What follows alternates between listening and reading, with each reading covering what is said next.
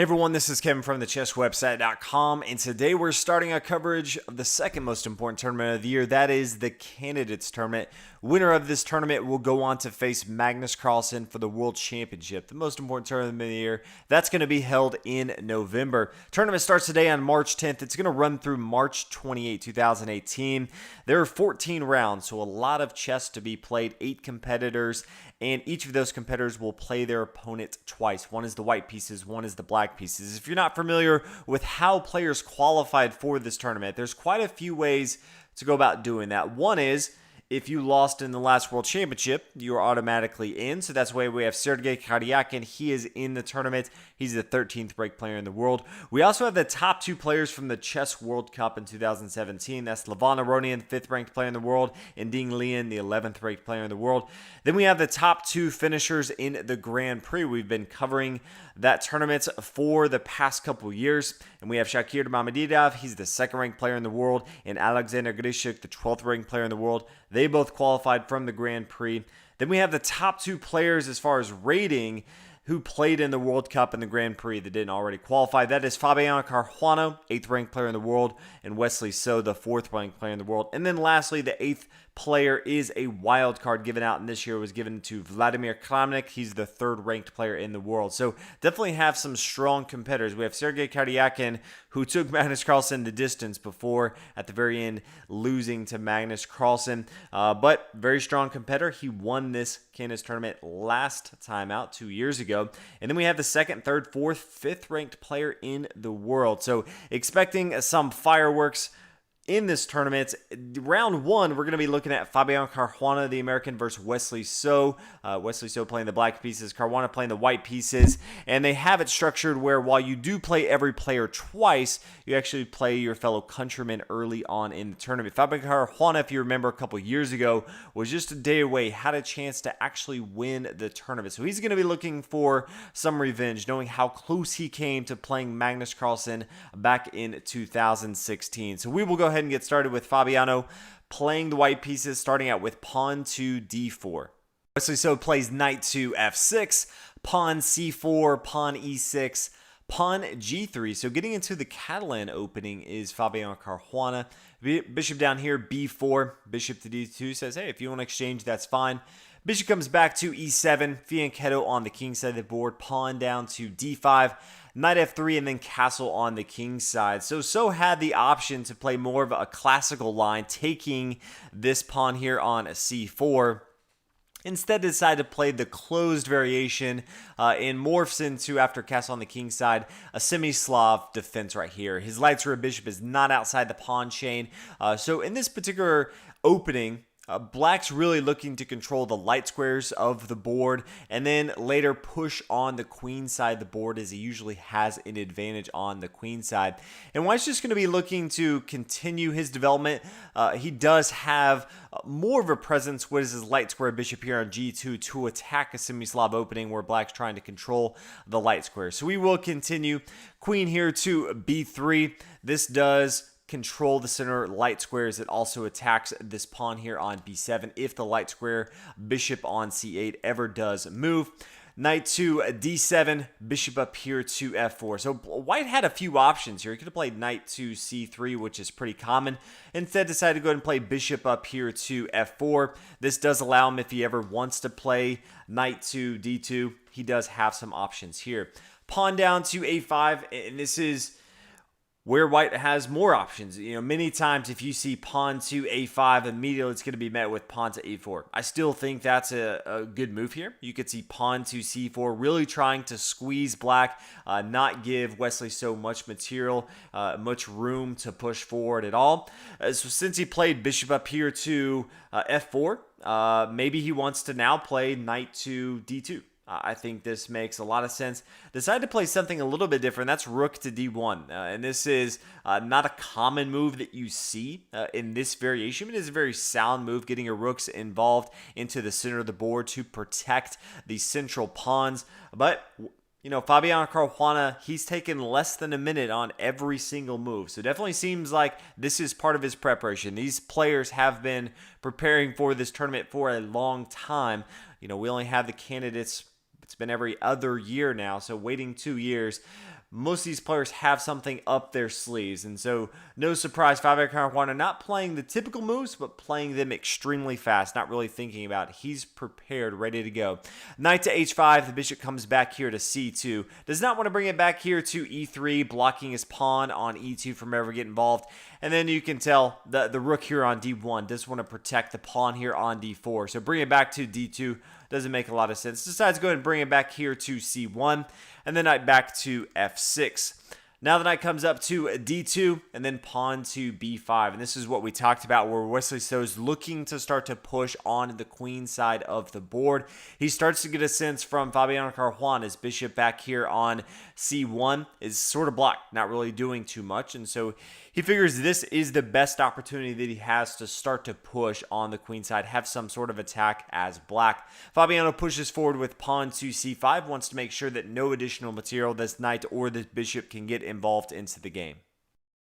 So plays pawn to b4 and then queen to c2. And this is the first move where Fabiano took more than a minute. It took 16 minutes trying to make sure that he got this right. But it seems like Wesley So has gotten him out of his preparation. And now they're really just playing chess. We do see Wesley So, if we come back a few moves, when he played the pawn to b5, that was when he took 17 minutes. You could really tell that he was trying to analyze the position, was not prepared exactly for where they were on the board. So after queen to c2, I get into what I would consider the middle game, as both players out of preparation, we're out of opening lines. Now it just comes to, okay, how does your setup work against what your opponent is trying to do? Pawn to a4, Wesley So continues to push on the queen side of the board. Rook to e1, getting ready to push this e-pawn in the center. Pawn to e5, and this is really the most aggressive line that Wesley So could take here. As far as, where could he go from here? He could get his queen involved, queen to a5. Could just play more safe, queen to c7. If he wants to get his bishop involved, bishop to b7. While, it's not doing anything right now, it does protect these light squares instead of the board. Later on, once some of these come off the board, this light square could do a lot of damage. Could see rook to a5. Many times, if you're not exactly sure what to do, you'll play a safe move. What I like to look at is pawn to h6. You can't really mess things up too bad here. This does stop the knight coming up here to g5, and just kind of waits to see what your opponent's doing. Doesn't put yourself in a tough situation at all. But Wesley So looked at this and said, yeah, I found a good line. I'm going to go ahead and blow up the center of the board. He's already pushing on the queen side, so he has some threats over there. Now he decides, okay, I don't want my opponent to really control with these two pawns on the dark squares, so I'm going to try to change the game here and play pawn to e5. Knight takes here, pawn takes. You may say, okay, gave up a pawn here, but the knight to d7 is the move that Wesley So found. It allows him to really counterattack, and he's going to have a pretty good control of the center of the board with his pawn. So he's attacking both of these pawns, and then it really comes down to how Fabiano wants to defend. Decides to go and play knight to f3. Protecting this pawn here on e5. That's completely okay with Wesley So. Plays bishop down here to c5.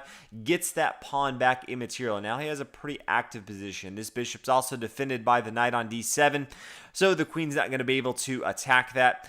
Knight up here to g5. And this is one of those moves that I like because, this knight is attacking this square here on e5.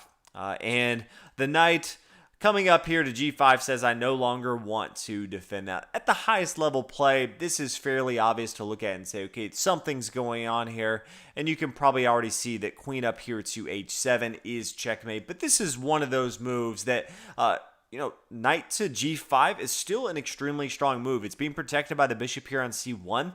And why not just try this out against your opponent sometimes? When you're not playing the highest level players, you will see mistakes. A terrible mistake would be queen to g5 because they could usually see that that's being defended. But some players will look at this pawn and say, okay, this is undefended. I'll go ahead and take that. But then queen up here to h7, it will be checkmate. Well, not everyone's going to fall for that. And you can expect Wesley So not to fall for that. It is a very good move, and that's why Fabiano decided to go ahead and play that. Pawn to g6 is the response, and then bishop up here to f4. So since Wesley So didn't fall for it, does need to make sure that he is protecting this pawn here on e5. Black plays queen down here to b6, and this is double barreling here with the bishop and the queen both eyeing down on this square here on f2. which is only being protected by the white king here. So Fabiano does have to respond. He plays pawn up here to e4. Does two things. You can see, one, it opens up the door for the queen to protect this pawn. It also tries to counterattack in the center of the board, recognizing that right now Wesley So has the upper hand, and he needs to find a way to claw back and actually get some sort of momentum and start to attack his opponent instead of just let Wesley So run him over.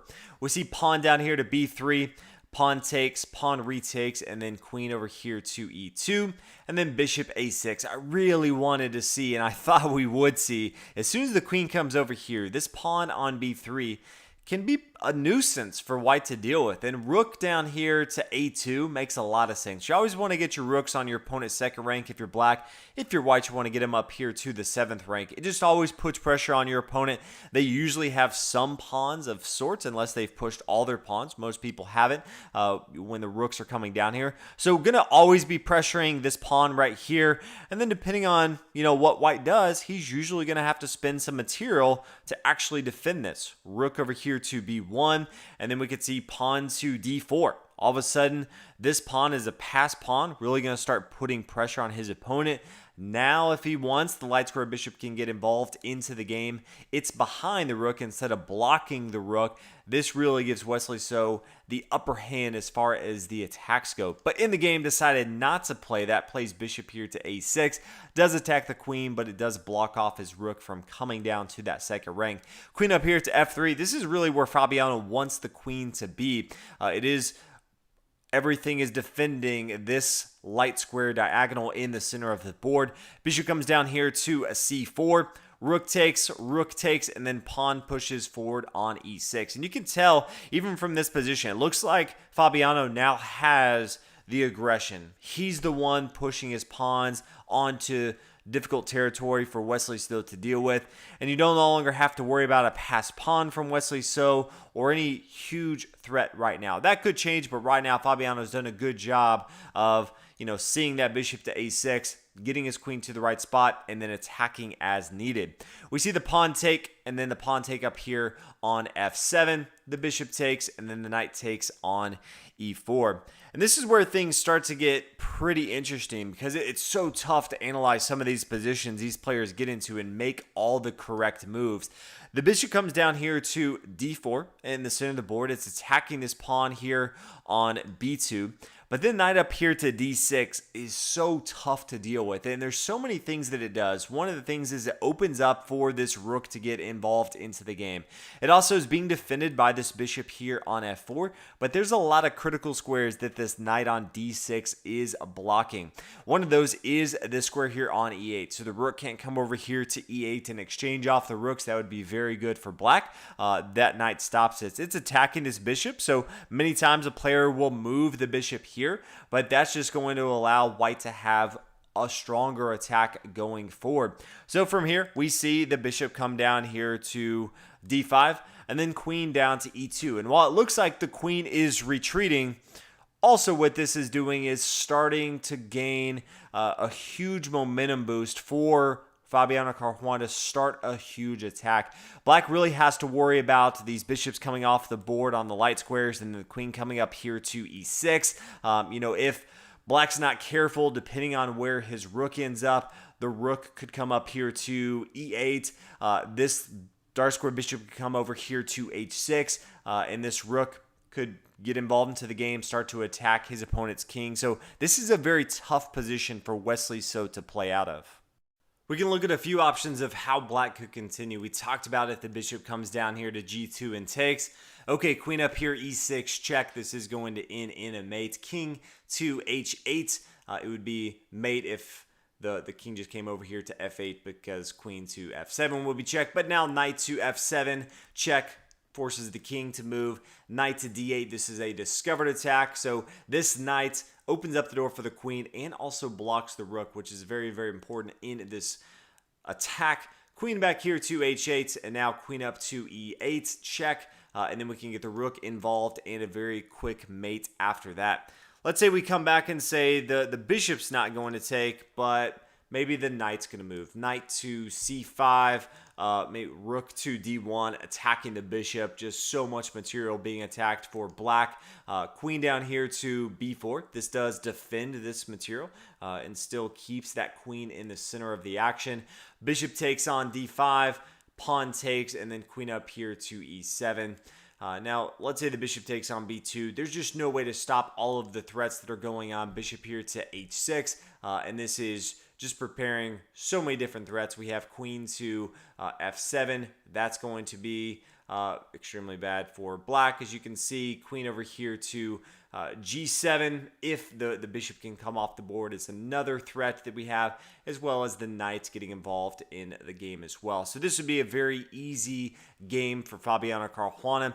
In the game, we see Wesley so not play any of those. He decided to play knight to f8. And while, you know, he would really like to be in the center of the board, he's in full defense mode right now. He knows it, and he's just trying to hold on as much as possible. Fabiano continues. Bishop takes on d5. The pawn recaptures, and then queen to f3. And this does a couple things. The first thing is it activates this rook to get involved into the game. So it's going to be very easy for the next few moves. Rook to come up here. Also, the queen attacks this pawn here on d5. As soon as Fabiano can take this pawn, check the opponent's king, and start a strong attack, it's pretty much going to be game over from there. We see the queen come down here to a5. This is attacking the rook here on e1, which you always want to defend and attack at the same time. That's exactly what this does. Defends the square here on d5 and attacks this rook here on e1. So the rook comes up to e7, and from here, Wesley so decides to go ahead and resign. There's just no way to hold on to this. You know, if he were to, from here, play rook to a7, try to attack, okay, bishop here to h6.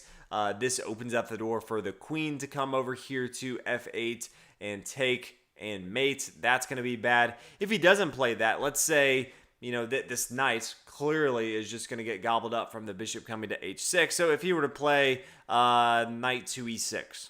Okay, well, now we have bishop down here to e3. And as you guys are probably aware by now, this bishop to e3 doesn't really care about this bishop on a d4. It's just opening up for the queen to get involved into the game.